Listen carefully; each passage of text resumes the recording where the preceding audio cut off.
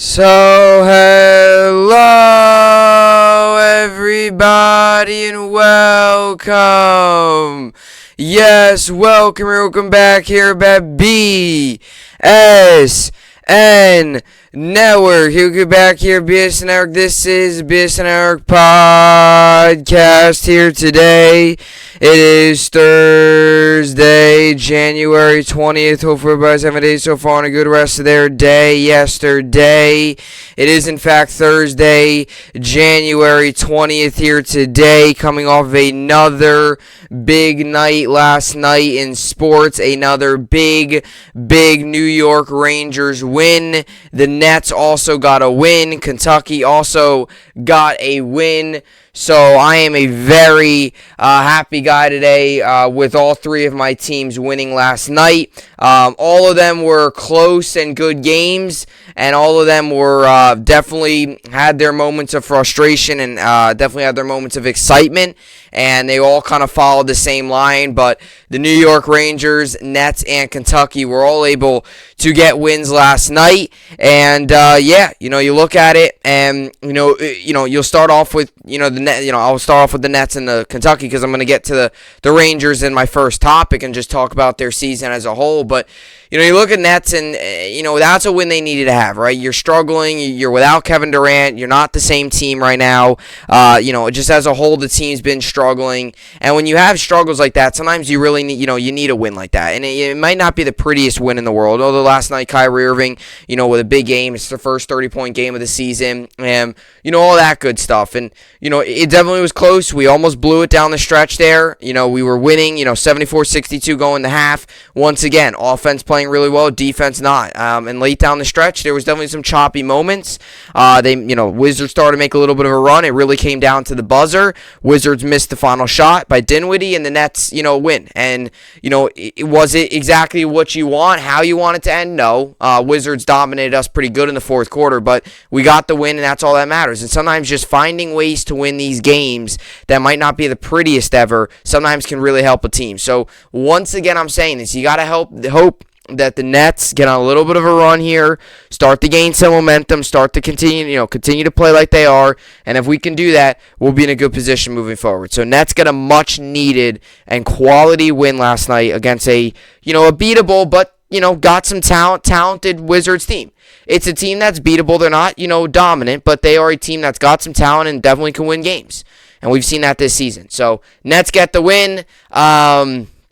Rangers got the win as well. Kentucky with an ugly one. It wasn't pretty for either team. No matter who came out of that game victorious, you're going to look back at that game and say, how in the world did we win that? And today I'm not doing that today. Really today I'm just thinking about Auburn, big game coming up. And for Kentucky last night, I felt like that was kind of a trap game. It was one of those games where you could have got caught very easily. Kentucky could have got blown out of the water, getting caught looking ahead to the biggest game I can make the argument of the entire college basketball season coming up. Auburn, Kentucky, 1:30 Eastern on CBS on Saturday. So, you have that game coming up on the road. It'll be a hostile environment. And, the last thing you want is to lose to Texas A&M, on the road with also a hostile environment. But, for a game that you should have won, the last thing you needed was to lose. And then go into Auburn and that game not meaning as much. But now that Auburn game means a ton. It means so much more now that Kentucky beat Texas A&M. So Kentucky goes into this Auburn game free. They beat Texas A&M. They're going to come in, I think, loose. And we'll see if they can get the win against Auburn. Solid win last night. And the New York Rangers as well getting another big-time win. Started off so poorly, but came back 5 unanswered goals after a 3-1 deficit to begin the game, scoring 5 unanswered goals, including Ryan Reeves with 2 goals. It was the Ryans that carried the team yesterday. Strome had, nice shot, goal. You had Lindgren, who had a couple nice plays. You had Ryan Reeves with 2 goals. So, great performance. You can see here, I'm repping the Artemi Panarin jersey today. He had an assist last night, and a very big New York Rangers win. We'll get to that in the first topic. As for tonight, we have the Knicks on. They are on back home at MSG against the Pelicans. They continue their homestand. You got some college basketball on. The Islanders are off tonight along with the Rangers. So Islanders, Knicks, Islanders off, Rangers off, Nets off. Knicks are rolling tonight with a game against the Pelicans. Should be a very winnable one, but who knows with the way the Knicks have been playing. And a ton of college basketball on today. Typical for a Thursday night. I shouldn't say crazy typical, but throughout the week you have some college basketball games on. Some good games on tonight. You got Purdue, Indiana should be a good one on FS1. Providence, Georgetown. I don't think it's anything special, but Big East matchups always tend to be relatively interesting because it is the Big East and a solid conference for basketball. But alrighty, with all that being said, a lot to get to today on the podcast. So let's get to today's topics. We got a hockey topic. We got a basketball topic. So a little bit of a mix before tomorrow, talking about a ton, talking about the NFL playoffs tomorrow. We'll get to my game picks for tomorrow's podcast, and I also want to get to the Giants and Dan Quinn. I was going to talk about it today, but I figured if tomorrow I'm going to do my game picks, might as well just all talk football tomorrow, because it wouldn't make sense to talk football today and then tomorrow just mix it up and do football and a basketball topic. So I figured tomorrow is a Football Friday podcast to begin with. Might as well just put the other football topic I want to talk about for tomorrow. It's the only I think makes the most sense. So for those of you who might want me to talk about Dan Quinn and want to hear my opinion on them interviewing him, I plan on getting to that tomorrow. I know there were some rumors around the Jets and the draft. I kind of plan on doing that next week. I don't really know if I'm going to, though, or if that's going to be something I just don't talk about. I definitely want to, but there's been a whole lot of other news going around with, active teams right now. Jets, obviously, I'm going to talk so much about the Jets in the offseason. One rumor about them trading the 10th pick. I just don't know. I'd rather talk about something, not rather, but something else I think would be, definitely want to get to it. I'll just leave it at that. But, we'll see how everything goes. All right. So, topics for today's podcast. Got a hockey topic and a basketball topic. Don't know how much baseball I'll be talking on this podcast here with the way the lockout's going. Who knows if there is going to even be a season. And if there is no season, you're talking about months and months and months without any baseball talk, mostly, because there will be nothing that can happen. No signings, none of that stuff. But anyway, let's get to the topic. So, Rangers, big win last night against the Maple Leafs. They extend their win streak to 3 games, winning, I believe, 7 of their last 10. And first game back at the Garden in 16 days last night. So, I want to talk about the game. I want to get to the craziest that went on. Ryan Reeves with 2 goals. You're down 3-1. We looked terrible in the first, couple minutes of the game. You then come back, down 3-1, score 5 unanswered, win 6-3. And I want to get to the Rangers, and I want to talk about, is this Rangers team have a chance to make a strong push towards the Stanley Cup? I'll get to that and the success and their upcoming schedule and what to expect from this Rangers team here on out. Coming up in the first topic. Then we'll get to the Russell Westbrook news. Yes, Lakers back-to-back days. I know this is not a Lakers podcast, but there's been a lot going on with the Lakers. You know how I am. If there's a big story, I'll cover it. Russell Westbrook last night got benched. Yes, down the stretch, late in the fourth quarter in their loss to the Indiana Pacers at home, which I feel like they continue to hit new lows every other night. Russell Westbrook gets benched. Frank Vogel made the decision to bench Russell Westbrook. And I'm going to tell you, I'm not only going to tell you about Russell Westbrook and the situation around him and his poor play. I'm going to compare some of his stats and just show you how poor he's been this season.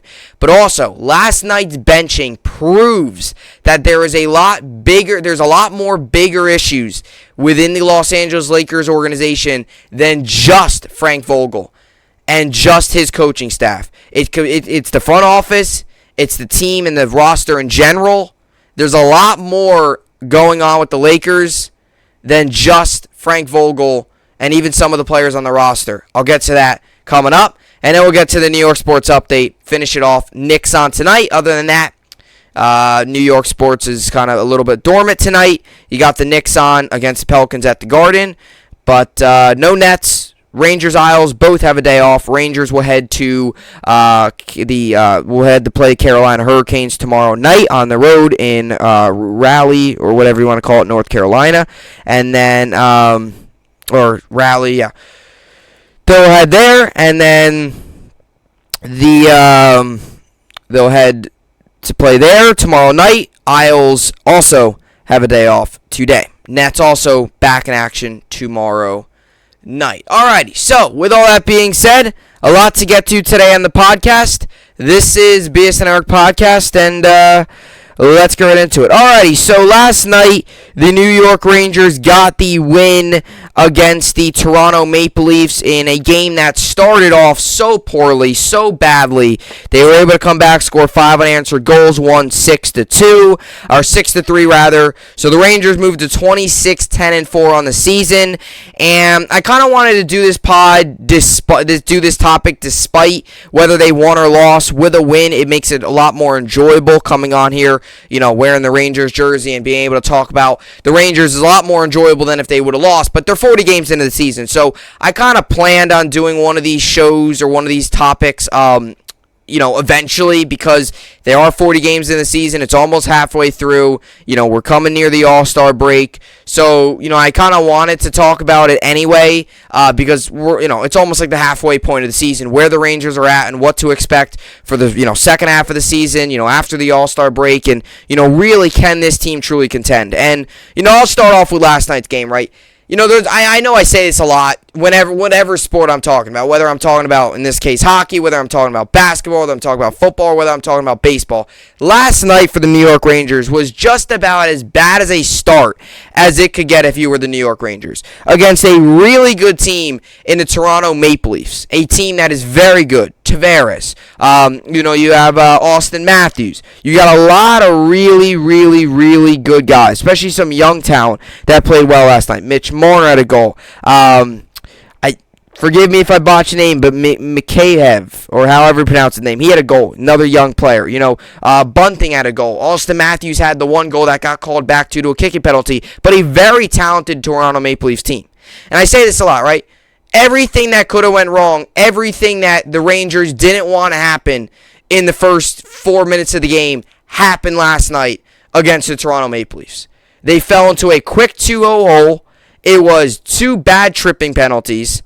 And really just a start that it was like, what in the world is this? Like a big game, nationally televised, back at the Garden for the first time in 16 days. You would have thought that the Rangers would have come out with a little bit of juice, a little bit of intensity, and a little bit of energy. And my thought was, although I wasn't overly confident going to the game, because the Maple Leafs are really good, and they're really good on the road. And you know who's really good on the road? Austin Matthews. I believe up until last night, he had like 9 or 5 straight goals, something on the road. It's some stat like that. They are a really good road team. And the way they started the game, it was like, oh yeah, this is going to be like a 5-1 win. Maple Leafs are going to win, and the Rangers are going to struggle, and it's going to be, it's going to be a head-scratching loss for a team that should have came out with a whole lot of energy. But the Rangers were able to bounce back. They were able to compete. But, you really thought coming out of the start, right? You have all the energy, being back in the Garden, being back home, nationally televised. It's a big game in general. It's a very good Toronto Maple Leafs team. This was a huge game for both teams. And opportunities for both teams to make a big statement, to get a big win, and to really move up on a lot of people's power rankings, really impress, on national television and to the rest of the NHL. And the way the game started, I was like, oh, this is going to be all Maple Leafs. It's like, you're sitting here and you're just going to be like, going to sit here and watch 3 periods of garbage for the rest of the night. That was the feeling. Rangers then get a goal. Ryan Reeves with the first one. You're like, all right, things are getting better. Then the Rangers let up a goal. They're down 3-1 going into the second period. So first period was not good at all. It was bad. It was ugly.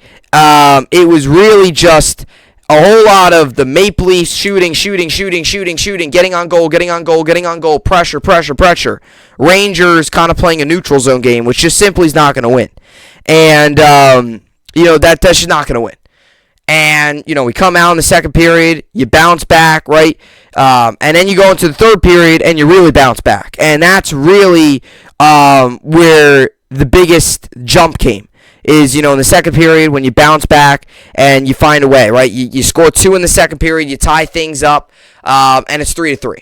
And then you go into the third period and you score 3 goals in the third period. 5 unanswered goals after the Maple Leafs took a 3-1 lead. And last night's win for the New York Rangers shows a lot of positive signs. You know, I understand you could say, oh, well, they had to come from behind and all that stuff, and that's not always going to be able to happen. But it was the resiliency, it was the tough effort, it was the hard-hitting, physicality. It was the Rangers going into the locker room at the first intermission, down 3-1, sitting there in that locker room probably feeling like, what the heck just happened? That was our worst period. You could make the argument that was the Rangers' worst period of hockey all season was that first period. Just getting dominated, not being able to get anything set up. I mean, for the first 10 minutes, the Rangers were getting the puck and clearing it, playing a neutral zone game. They get into their offensive end, and boom, just like that, a steal by the Islanders, odd man rush the other way. That was the start of the game. And to come out and score 5 unanswered the rest of the way out, and, not to, take any credit away from the offense, but Igor Shesterkin making some pivotal saves. I mean, he made, 2 breakaway saves and a couple really big ones in front of the net. There's an easy chance, he doesn't make those saves. We could be talking about a 6-5 or a 6-6 Rangers loss or a really high-scoring game. Or not a 6-6 Rangers loss. 6-5 Rangers loss. Even 7. Like, this game could have got way high scoring. This game could have got really, really high scoring if Igor didn't make some of those saves. You're talking about possibly a 6-5 Rangers loss instead, because the one's an empty netter. So, obviously, if it was a tie game, Maple Leafs don't, Maple Leafs wouldn't empty their net. But the way they came out and fought not only shows the resiliency and the effort and the physicality and the talent of this team to come back and, beat a really good team, but it also goes to show you the good coaching. Because last season with the New York Rangers, it was a lot of, they got down early, like they would fall down 2-0 early. Maybe they score a goal in the second period. Maybe they show some signs of hope in the third, but then down the stretch they allow maybe 2 late goals. Maybe one of them's an empty netter, and what could have easily been maybe a 3-2 win turns into a 4-1 loss because they're just not in it. That just goes to show you the difference between David Quinn and Gerard Gallant. And last night that was on full display. And also last night just goes to show you the potential this team has. Fall down early, come back. And I don't always like to call my teams, whether it's baseball, World Series contender. I mean, I don't mean to say that. I kind of messed up my wording. Like, I definitely I like when my teams are considered to be tough contenders, because that means that they're expected to have a good year, and that makes me happy, right? When the Jets are, whenever the day comes where the Jets are projected to be a really good team, the team to beat, that's going to make me happy, because that means I'm expecting a good year out of the Jets and expecting a year where Jets are going to be the team to beat, Jets are going to be the really good team. When that happens, I'm going to go ecstatic. When the Jets win another Super Bowl, I'm going to go ecstatic. I don't know when that will be. Whenever it is, that will be great. Either way, though, I don't always like to say, oh, this is about my favorite teams, because I don't like to be a... I do like to hype up my teams and get excited about my teams, but I'm not always a big fan of getting overly confident with my teams. Like, oh, they win a game, and oh, boom, we're Stanley, we're this contenders or this. But it's not even just last night's game. Just look at the Rangers this entire season. This team from last year to this year, it's night and day. Like, completely different energy, completely different physicality. And I will tell you this, the way this Rangers team continues to play, the Rangers are a legit, really good hockey team. This is no longer a, wow, Rangers really surprising season. No, this is what we should expect as Rangers fans, not only the rest of this year, but moving forward with this roster. This is just a good, solid hockey team. The Rangers are legit. And I don't think it's crazy to say the Rangers could make a deep run in the playoffs. Am I saying they're going to win the Stanley Cup? No. Am I saying they could get really close to it? Possibly. Definitely a possibility. But I mean, if you disagree with me, what have the Rangers not shown you? They're first in the Metropolitan. If the season would end today, they would have finished first in the Metropolitan Division, and boom, just like that, they're right in the playoffs, and they're looking pretty good. Getting a couple games, getting some home ice, right? Getting through the home ice throughout the playoffs. That would be nice. That would be huge. Like, I feel like a lot of people out there might be understating the Rangers a little bit, and maybe you think that me calling them maybe a Stanley Cup contender is crazy. But look, they're first in the Metropolitan. For everyone thought the Carolina Hurricanes this season, which will play them tonight, or tomorrow night rather, was going to be the greatest team. We're ahead of them. Rangers are 26-10-4. We have 56 points. So we're first in the Metro. And we're on a 3-game win streak, and we're 7-3 in our last 10. Don't get me wrong, it's going to be tough to win the Metropolitan. You have other teams like the Capitals and Penguins all riding up on you. Same thing with the Carolina Hurricanes right behind you at 54 points, right? So don't get me wrong, it's going to be tough. But make no mistake, it is not outrageous. It is not crazy. It is actually accurate to say the Rangers are a legit contender and are a team that could truly make a lot of noise come postseason. And I continue to see that, and continue to see that throughout.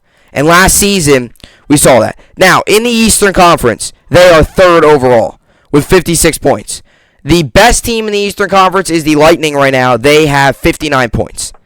You look at overall in the league, Rangers are third overall in the league. 1 point ahead of the Avalanche. They have 56 points, 40 games played. So 40 games into the season, Rangers are third overall in the NHL in points and position, first in the Metropolitan.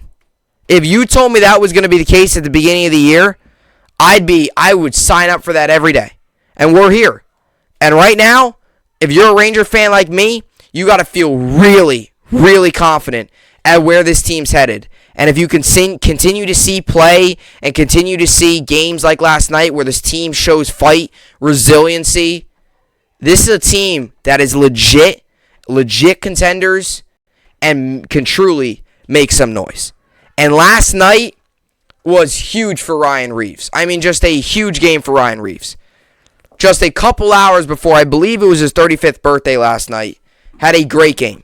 2 goals, and we can laugh, and I was laughing. When he scored the 2 goals, I was like, "What the heck? Where did this come from?" Ryan Reeves has been a great addition. I'm going to get to him now. You can laugh, all you want, joke around, which I was doing last night too. But you can joke around and all that about the Ryan Reeves and all that. But in all seriousness, though, Ryan Reeves was a big difference maker last night. Like, joke around all about the goals and say, "Oh, this doesn't happen often. Like, this is hilarious." But it's the truth. I mean, he had a huge impact on last night's game. He doesn't score those 2 goals, you're talking about a completely different ball game.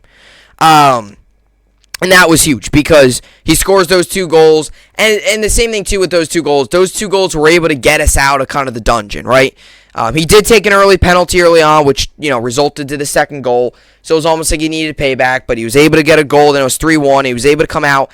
And I feel like him scoring those goals really provided the energy that we needed for the rest of the night, right? It was kind of one of those things where it was not expected. It's one of those things where when he scored, people are like excited but laughing because it doesn't happen often. He's not a goal scorer.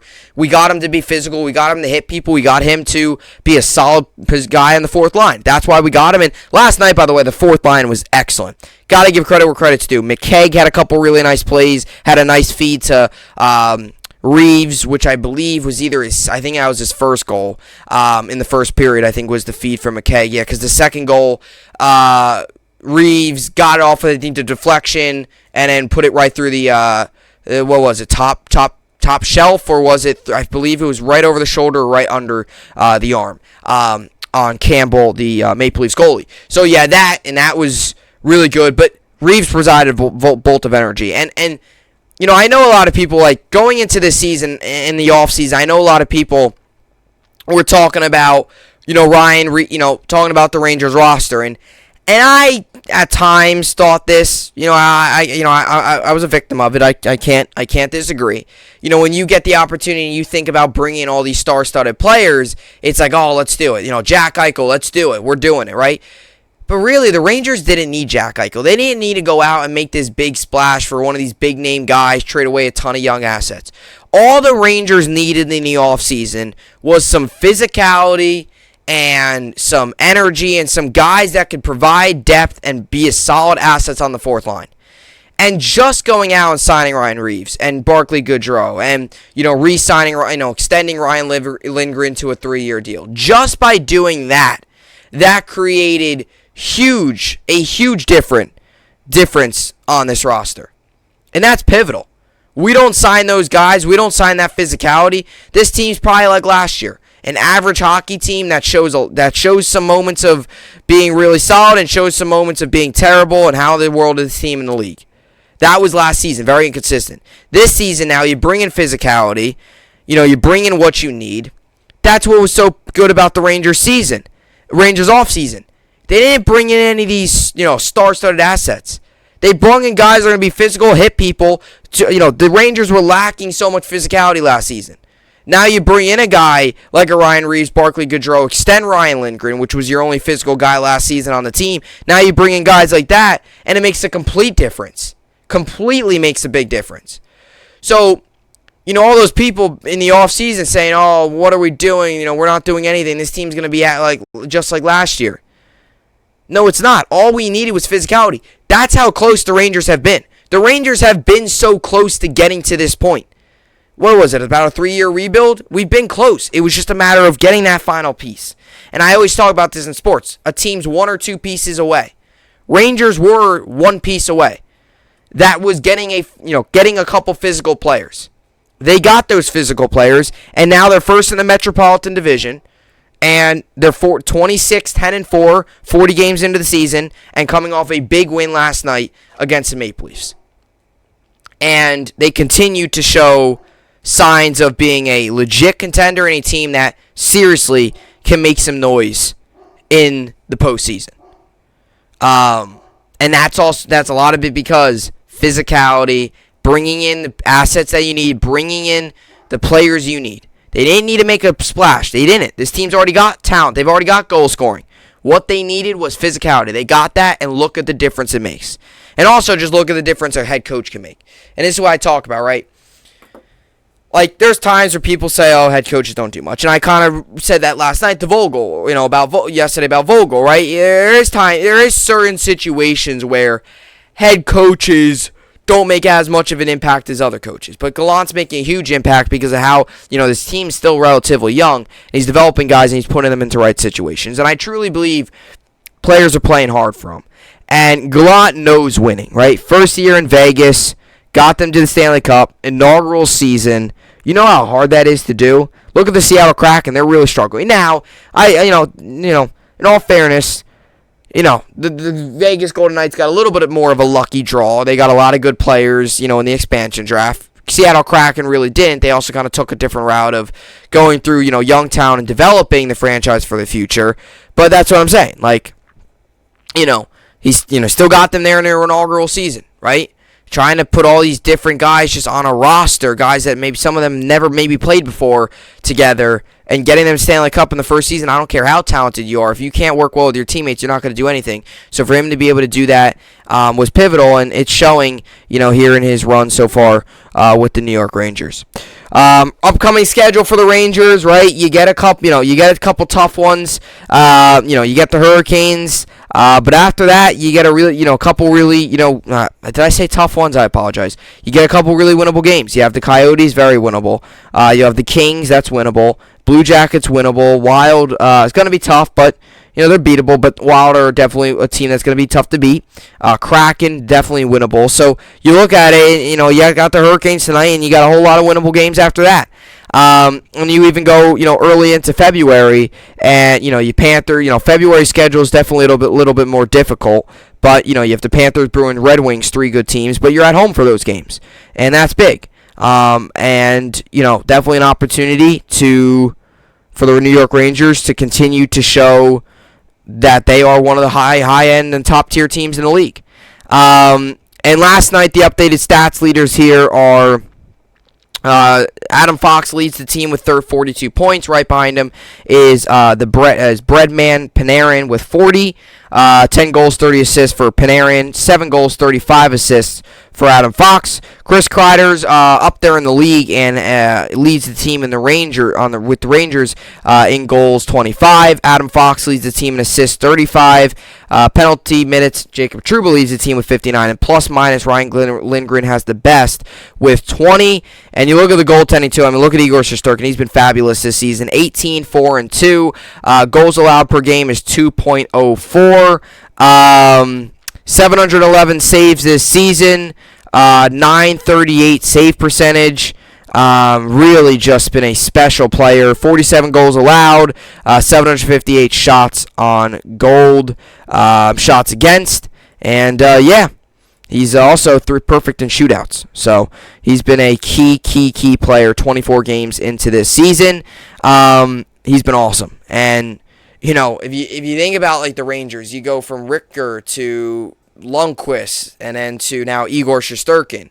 Like, one thing we can say, no matter how, no matter what happens ever in a season, one thing you can say with the New York Rangers is, no matter what, sometimes people complain about positions. One thing we can say as Rangers fans, goalie has never been an issue for us. Never been an issue. And for many more years to come, I expect that's going to be the case because Igor's so young, and he's got so many years ahead of him. That's going to be the case for a long time now. So one thing we can say as Rangers fans, right? We were lacking physicality last season. A couple years ago we had a whole lot of veterans and we had, not much, room to move in terms of spending money and stuff. We got rid of them. So, that's what happened. And one thing we can say about Rangers fans, even last year, we've never had issues with goalies. Goalies have always been our strength. And it continues to be our strength. So, New York Rangers pick up a big win last night, 6-3. And now they are on to their next matchup against Carolina in the PNC Arena tomorrow night. And a big game, not only for just the Rangers and in general, but another big game for the league, right? Rangers win that game, puts the league on notice once again. So, Rangers tomorrow night, which will be the front end of a back-to-back. They'll play tomorrow, and then they'll play Saturday night back at the Garden. So a lot of games, they played Saturday night, last Saturday against Philly at home. Then they had a couple days off, played last night for the first time since that game. And then they have back-to-back, so then they get back in the rhythm of playing a lot of games, and they have a back-to-back. Tomorrow night will be the front end of a back-to-back, home and away and home. Back-to-back games. But, Rangers get the win last night and improve to 26-10-4. And, so that's the positive topic for today. Now, coming up, I'm not a Laker fan, but, I am going to go a little bit in again on the Los Angeles Lakers. And this is yet again another just breakdown for the Lakers last night, as the Lakers bench I apologize. I messed this up. Frank Vogel benches Russell Westbrook last night. And what we are hearing today is Frank Vogel had the green light from the organization. What does that even mean? I'll tell you that coming up, and also tell you why there is a lot more to worry about with this Lakers team internally than you think. We'll get to that and much more coming up next. Alright, so you welcome me back here up on the BSN Network program here today. Alrighty, so I talked about the Lakers yesterday. I'm going to get to them again today. No, I promise this is not turning into a Lakers podcast, believe me. But a lot going on with the Lakers, and you know how I am. I take the biggest stories, I talk about and give you my opinions on them. So this happened yesterday. So Frank Vogel had the green light to bench Russell Westbrook for the Pacers. So before I even get to that, that's going to be a little bit down the road here. I wanted to get to Russell Westbrook's stats. I got some of his numbers here. I wanted to get to that, get to his numbers, just tell you that he's not been the same player. He has been struggling. It's been a terrible move up to this point. It's been something that I feel like not helping. It's actually slowing down the Lakers. And the Lakers probably would have been much better going out and getting a different player or not even signing anybody. I mean, this team was better last year than they are this year. I mean, this was last year's Lakers team was so much better than this year's Lakers team. And I know you can use that as saying, oh, they weren't even that good last year, but LeBron missed a ton of time last season. I think the Lakers were perfectly fine where they were at last season with the assets they had. Then, last year's team was similar to the team that won it in the bubble. Last year's team also was without LeBron and Anthony Davis for a long time, and remove your two biggest stars, you're not going to play that well. That's just how basketball is. We know that. I mean, look at the Nets. Remove Kevin Durant, and they're not the same team. remove one of the stars, and at times they might not be one of the same team. That's how basketball is. You get 2 stars, and you just fill in the rest of the roster. But for the Lakers right now, it's like it's 1 star. It's LeBron James, who's late in his career, still playing at a high level, doing everything he can. It's another player who stinks. That's Russell Westbrook. And it's another player who's good but never hurt, or never healthy, always hurt. And that's Anthony Davis. And last night, I feel like, was the ultimate boiling point, was the ultimate, like, what in the world is going on with the Lakers? And is it time for a complete reset with this team? And I'm not saying blow it all up and restart, but I'm saying possibility of maybe getting rid of Westbrook, trading him for even if it's a second-round pick. That's what he's probably worth right now. He's not worth anything right now with the way he's been playing. And I'm going to get to Russell Westbrook to start this up, and then I'm going to talk a little bit about the move to bench him. So last night he got benched. And I'm going to talk more in depth about the benching in a little bit and why I have an issue with Frank Vogel getting the green light. Because the organization, the front office, should not have that much power for in-game decisions. So Russell Westbrook last night got benched. Right? And this should probably have been, like I said, probably something that should have been happening a lot long ago. A really long time ago. This should have happened. Just to give you Russell Westbrook's numbers last night, he played 27 minutes. He went 5 of 17 from the field. That's 29.4%. He did shoot 4 of 6 from 3, so got to give it that. That's 66%. That's really solid. He had 2 rebounds, 3 assists. He had a steal. He had 4 personal fouls, and he only scored 14 points. That was his numbers last night. If that's not concerning to you, then I don't know what is. Lakers obviously make the big move in the offseason to acquire Russell Westbrook. I mean, you know how I feel about Russell Westbrook. I've made this clear plenty occasions, plenty times, not just about Russell Westbrook, but just about the league in general. For all these years, Russell Westbrook has been known for the triple-double, has been known for being that guy to put up the numbers, being such a good statistical player, being the best statistical player of all time. All those verdicts, all those people talking about that. And I've always thought throughout his career Russell Westbrook was overrated. I've always said that. People saying Russell Westbrook's the number 1 is simply not true. He's a number 2. And the way he's playing right now, he's playing like a number 3. He's playing like a guy that is on the cusp of retirement. And I'm being completely brutally honest. You know how I am. I'm honest. I'm not going to sugarcoat things. And especially in this case. Because for a guy that talks a lot, for a guy that says a lot, for a guy that, people think is so good, he's been terrible. He's been awful. He's been one of the worst players on the Lakers this season. And that's saying something for supposedly being a big part of their big 3 that they're building, which has been completely inefficient this season. And, over the years of Russell Westbrook, I've always thought he was a little overrated. I've also always thought the triple-double in basketball was a little overrated. I've always said this. If you score 60 points in a game, have 5 assists and 7 rebounds, I'd take that over 12 points, maybe 12 points, shooting 35% from the field, 10 rebounds, 11 assists. I'd rather the 60-point game than the 12 points, 10 rebounds, 11 assists, shooting 35% from the field game. And that's what Russell Westbrook has done throughout his career. Russell Westbrook has a career field goal percentage of 43.7, which isn't bad.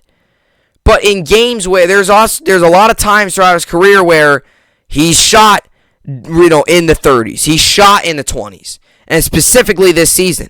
I mean, there's been a couple games here. I'm telling you the truth. Memphis on January 9th. He had 26 minutes, went 2 of 12, had a field goal percentage of 16.7, and he had 6 points.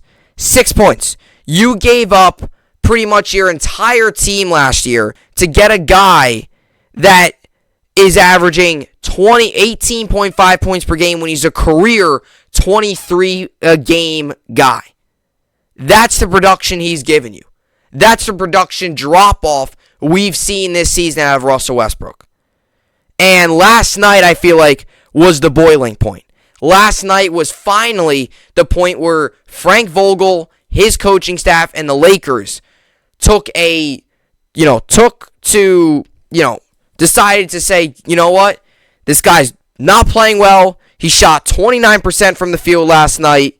He did shoot 66% from three, so you got to give it to him.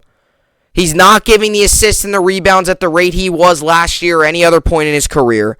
His numbers are at career lows. What we are seeing out of him is simply terrible.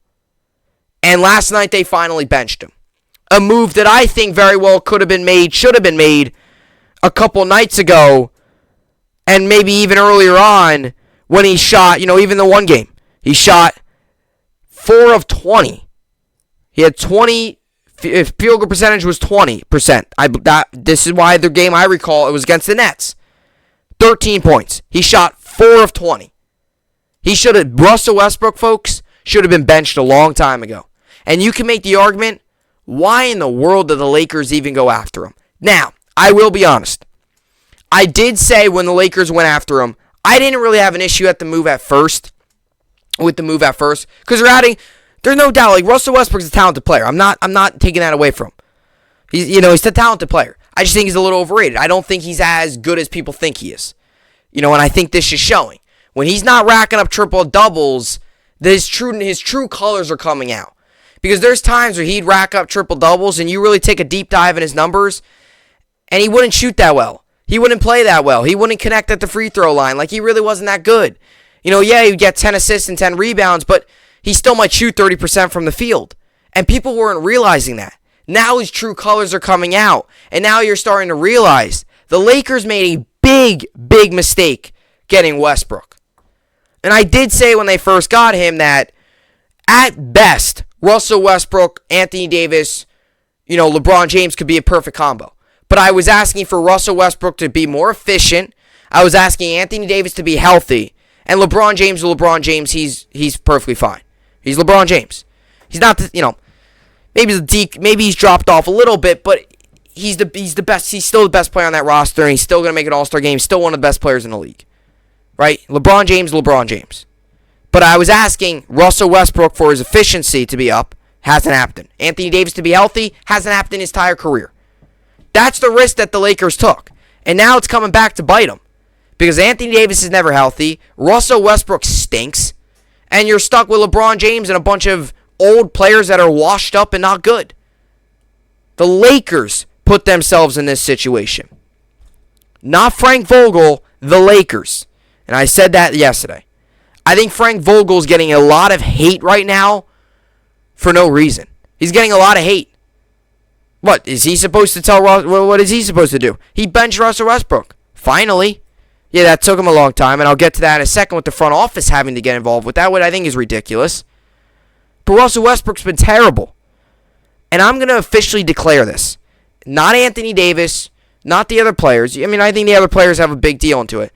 I think really what's holding this Lakers team back is Russell Westbrook.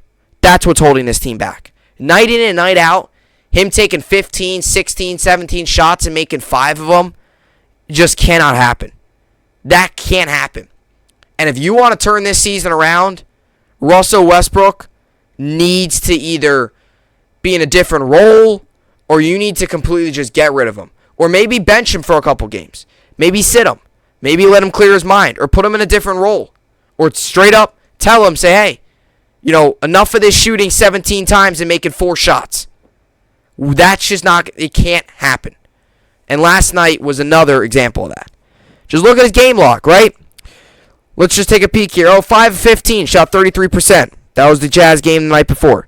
Scored 15 points. Once again, a career 23-point per game guy. Take a look here. Like I said, I'll look at both sides. He did go 7 of 15 against the Nuggets. He did shoot 46.7% from the field. That was good.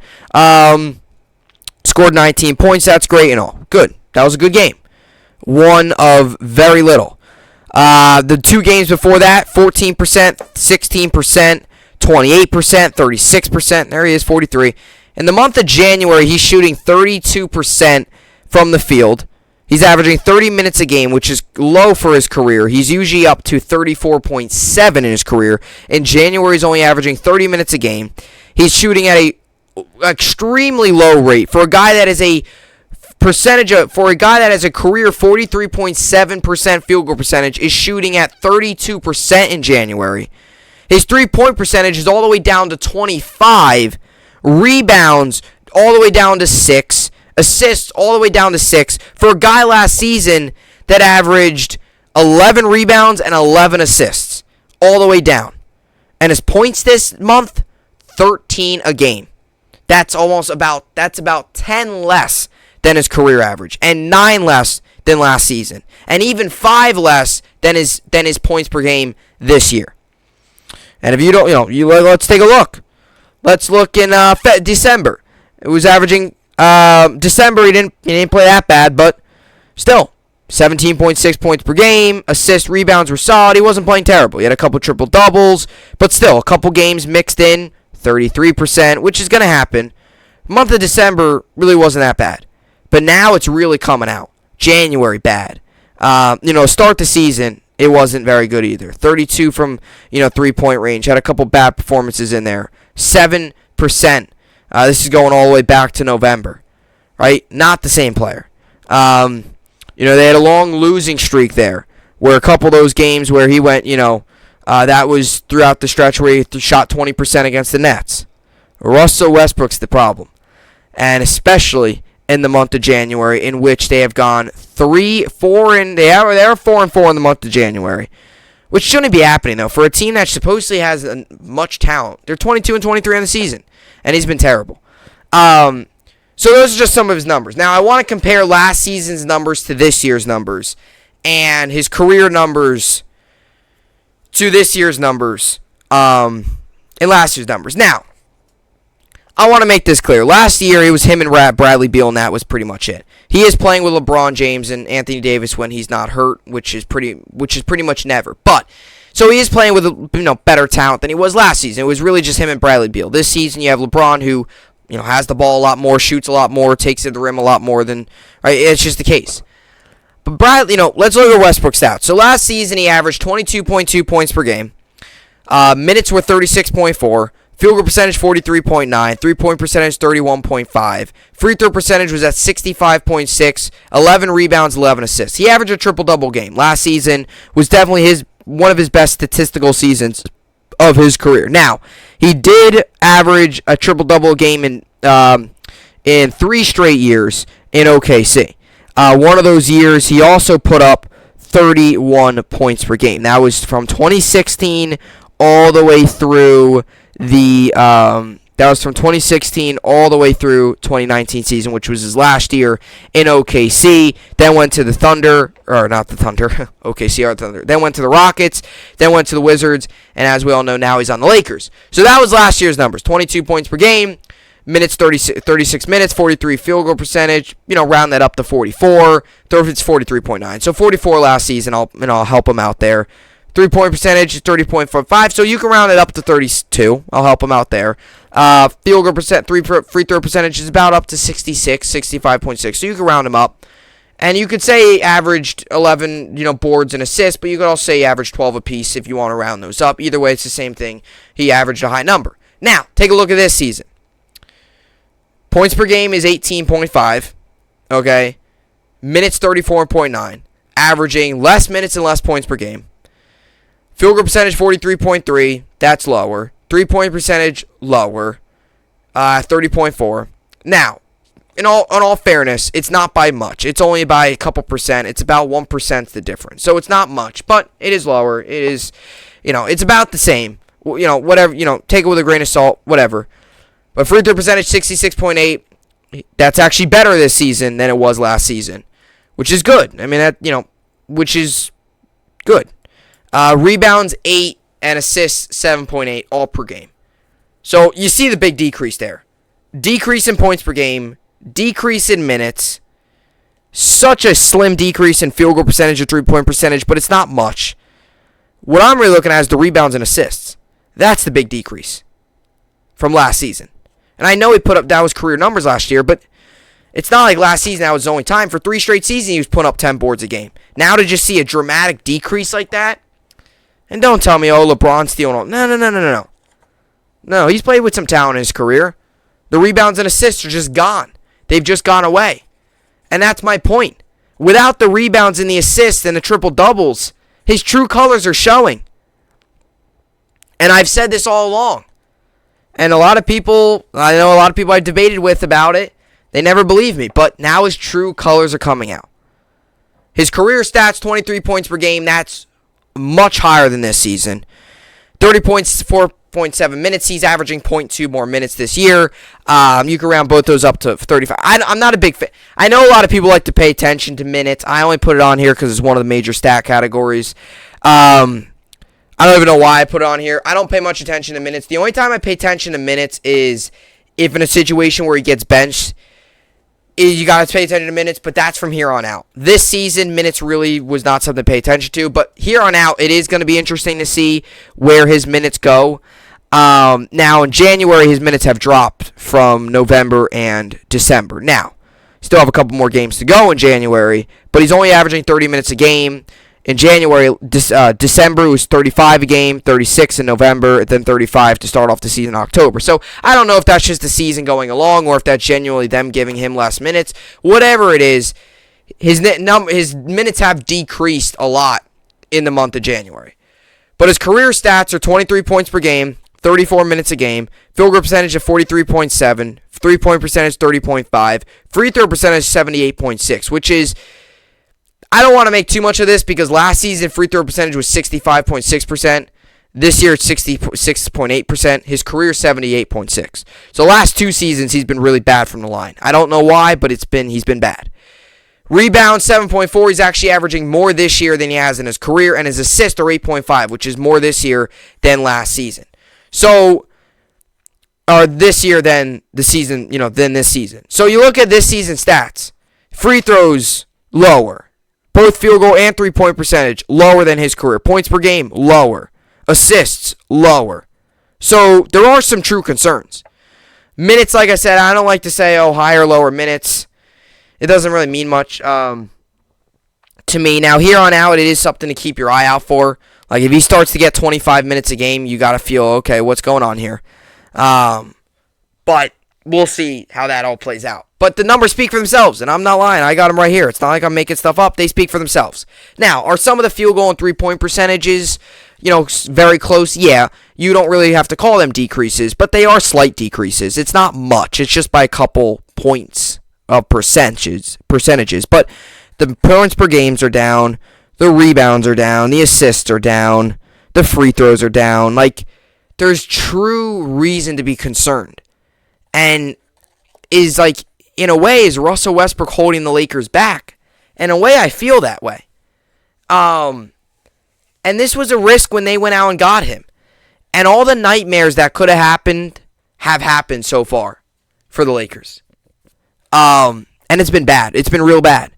And Russell Westbrook has really struggled. And last night, him getting benched is finally, I feel like, the point where it's like the Lakers finally realize he's not the player he once was, and they have a lot invested to him, and I feel like they need to move on if they want to save their season. Lakers need to do something to save their season, because right now, they're 22-23. Now, tomorrow night, they have an easy game coming up against the Magic. Should be an easy game. Who knows, though, at the rate we're going. I thought they would win last night against the Pacers. They did not. Pacers got the win. But they do have a game tomorrow night against the Magic. Now, after that game, though, just listen up. After that game, things get definitely interesting after that game tomorrow night. So, they head on a long road trip here. It's a 6-game road trip. It will be an East Coast road trip. Starting tomorrow night in Orlando, ending in Atlanta next Sunday. So, they play the Magic tomorrow night. Then so that's a win. That should be a win. So it'll be 23-23. Then they play the Heat. That's going to be tough. The Nets, right? Nets are struggling, but the Nets beat them without Kevin Durant. I think we're facing a Lakers team that's actually worse than the one we faced. I guess, you could get, whatever, because that was still during their losing streak. But either way, it's still not going to be an easy game. So, I believe just an NBA fan and somebody who obviously loves sports and talks sports. Now, you have the Magic, then the Heat, and then the Nets, which is going to be tough. They're all tough. Sixers, Hornets. All tough games. And then Hawks. And the way this team is playing, you got to at least consider these games to be tough games. And at least consider these games to be games that you are going to be, it's going to be close, it's not going to be easy, and there's a good chance you lose. Because we've seen it over and over again. This team losing games to the Spurs and, losing games to the Pacers last night and, the Kings and teams like that. Like, that can't happen. And we've seen it time and time again. And so they have a tough trip coming up. Definitely a tough road trip coming up. And they got to get it, if they want to turn this season around, they got to get it figured out quickly. Because right now they are not headed in the right direction at all. Now, I wanted to get to the issues with the organization here. And like I said, the Russell Westbrook getting benched, I think, was the right move. They finally did it. They finally said, you know what, we got to bench him, we got to do it. But the biggest issue I have is the fact that Frank Vogel had the green light to bench Russell Westbrook versus the Pacers. So, from the team management, the front office had to give Frank Vogel, the green light to bench Russell Westbrook. That should not be happening. Frank Vogel and that coaching staff should be making those decisions. Are you kidding me? Frank Vogel needed the green light to bench Russell Westbrook? You wonder, did Frank Vogel even want Russell Westbrook? You wonder, is he just playing him just because the front office wants him in there? He should not need any green light to bench a player who's had a terrible season. And I mean that, terrible. There's no backing it up saying, oh, you look at this, you look at that. No, he's had a terrible season. No backing it up. Whether you love triple doubles, you love Russell Westbrook, he's had an awful year. Lakers fans can tell you that straight up. But the fact that he needed a green light to bench him is beyond ridiculous. In sports, coaches should be able to make the decisions. The front office should not be getting involved in a decision to bench Russell Westbrook. If he wants to bench him, let him bench him. Why is the front office getting involved? Completely ridiculous. And that's why I believe that this issue with the Lakers, not only is it with the roster, this just goes to show you this is not Frank Vogel's fault. This does not lie on the head coach. If the front office needs to give you a green light, that means in a way that you're being controlled, and the front office is, manning this thing and making, that's what they're the ones that are making the decisions. That should not be the case. And what we are seeing right now, that's the case. And that's bad. And that's why issues right now with the Lakers run a whole lot deeper than just Russell Westbrook. It runs within the organization and this front office. Not only has Russell Westbrook been bad, and there's concerns around him and the rest of the season, but the front office has to be a concern after Frank Vogel needing to get the green light. Front office should not be telling you, sure, they can offer advice, but they shouldn't need to say, okay, now you can bench him. Okay, now you can bench him after it's halfway through his worst year of his career. He should have been benched a month ago. It's a month too late. Finally, they benched him. But the management should not be getting involved. Frank Vogel had the green light to bench Russell Westbrook. Beyond it's just crazy. It is so ridiculous. I'm going to read this quick article here, and we'll get to the New York Sports Update and finish off this Thursday edition of the BSN Network podcast. So, Los Angeles Lakers head coach Frank Vogel reportedly received assurances from team management he wouldn't face backlash if he benched point guard Russell Westbrook. Who cares if he faced backlash? He's doing whatever he can to get this team back going, because right now they're 22-23 and they look like hot garbage out there.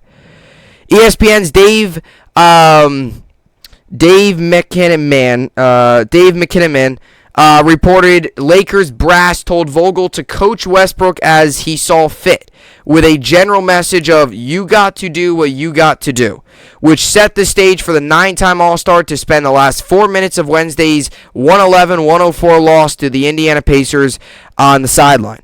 "Playing the guys that I thought were going to win the game," Vogel said after the game about his decision to keep Westbrook out of the lineup in crunch time. The 33-year-old UCLA product continued to struggle with his shooting stroke against the Pacers, making just 5 of his 17 shots from the field. But it was a play at the defensive end that sparked the decision to bench him. Indiana guard Karis LeVert breezed past Westbrook for a layup midway through the fourth quarter after the Lakers failed to follow the scouting report of defending the right-hand drive, which represented the final straw for the coaching staff, per McMahon.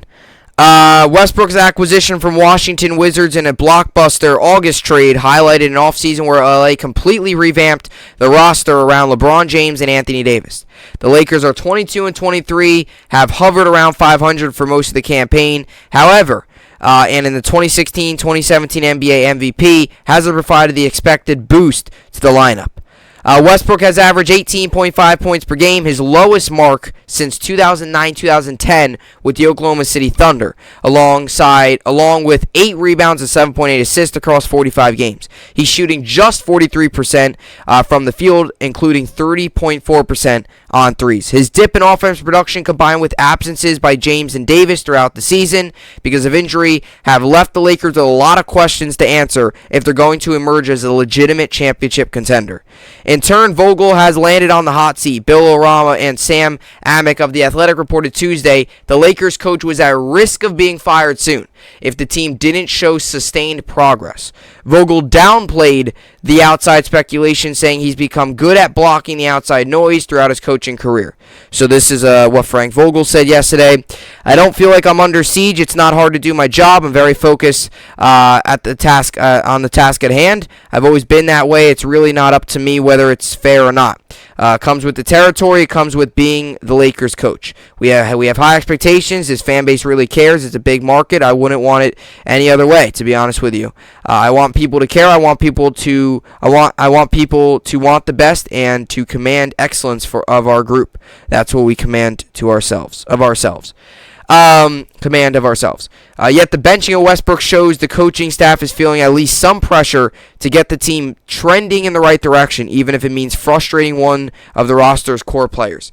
And look, it's not even just some pressure, it's just they're making decisions, and the front office should not need to give you the green light. The Lakers kick off a 6-game road trip Friday night against the Orlando Magic, and Westbrook's role in that contest will surely be a key storyline. So Lakers are right now a mess, and they got to figure it out, or else they're going to slide, and they're going to slide real fast. So we'll see how it all plays out. Alrighty, so that's what I got for the Lakers in my second day of talking about them. I know you might make fun of me, a Rangers, guy in a Rangers jersey talking about the Lakers, but hey, it's where we're at right now with this team, and they look like complete trash out there, and there's no other way to put it. So, the risk they took was going out and signing a bunch of veterans and trading away a lot of young guys for Westbrook, and it hasn't worked out so far. And they got a very tough road trip coming up. That does start easily on, Friday night. If they lose to the Magic, I don't know what to tell you at this point, but we'll see how everything goes. Alrighty, so let's get to the New York Sports Update and finish this podcast off. We got 3 NBA games on tonight. We got the Knicks-Pelicans at the Garden. I will give Knicks the win despite their recent struggles. Pelicans, one of the worst, not having a good year. Give me the Knicks. Suns-Mavericks, I'll give Suns the win. And Warriors-Pacers, despite the win last night from the Pacers, give me the Warriors. As for the NHL, got a lot of games on the slate tonight. We got the Flyers-Blue Jackets. I'll give Flyers the win. Actually, Blue Jackets the win. Flyers, 9-game losing streak. Give me the Flyers. Or give me the Blue Jackets. Bruins-Capitals, I'll give Bruins the win. Penguins, Senators, Penguins the win. Stars, Sabres, give the Stars the win. Jets, Predators, I'll give Predators the win. Panthers, Oilers, I'll give Panthers the win. Avalanche, Kings, give Avalanche the win. Golden Knights, Canadiens, give Golden Knights the win. And Kraken, Sharks, I will give Sharks the win. Also got a good amount of college basketball games on tonight. We got Providence and Georgetown. I'll give Providence the win. Purdue, Indiana should be a good one. Game to watch. Purdue, I will give them the win. USC, Colorado, give me USC. UConn, Butler, I'll give UConn the win. Arizona, Stanford, I'll give Arizona the win. Gonzaga and San Francisco, give me Gonzaga. And UCLA, Utah, give me UCLA. And let's get to fantasy basketball and wrap up this podcast today. Only got one guy going tonight in fantasy basketball, but I am currently winning 800 to 335, and today I've got going Brandon Ingram, my lone player playing tonight. He will be against the Knicks. Obviously, that game's at the Garden. Alrighty, so that's what I got there. Fantasy basketball continuing to go well. Hoping Brandon Ingram can give me a little bit of boost as we head into closer and closer to the weekend. All right, so that will do it for the podcast here today. Another good podcast in the books. Tomorrow will be the Football Friday podcast. I'll give you all my picks for the NFC divisional and AFC divisional round games. As we all know, 4 games over the weekend, 2 on Saturday, 2 on Sunday. So I'll give you my picks for those. Titans, Bengals get us started up. Niners, Packers wrap up the Saturday slate, and then to start Sunday will be the Buccaneers, Rams, and then the Chiefs, Bills will wrap up the weekend full of football. So I'll get to all those games tomorrow, give you all my picks, all that good stuff, and I also plan on getting to the Giants, or maybe I'll get to the Jets drafting. I'll figure it out, see how that all goes. So, be prepared to get that. I always love the Football Friday podcast. Always enjoy doing those. A lot of fun. And, the divisional round coming up starting on Saturday should be a lot of fun. Alrighty, so that'll do it for the podcast here today. As always, I will see you all back here tomorrow. Hope you enjoyed it, and thanks for watching.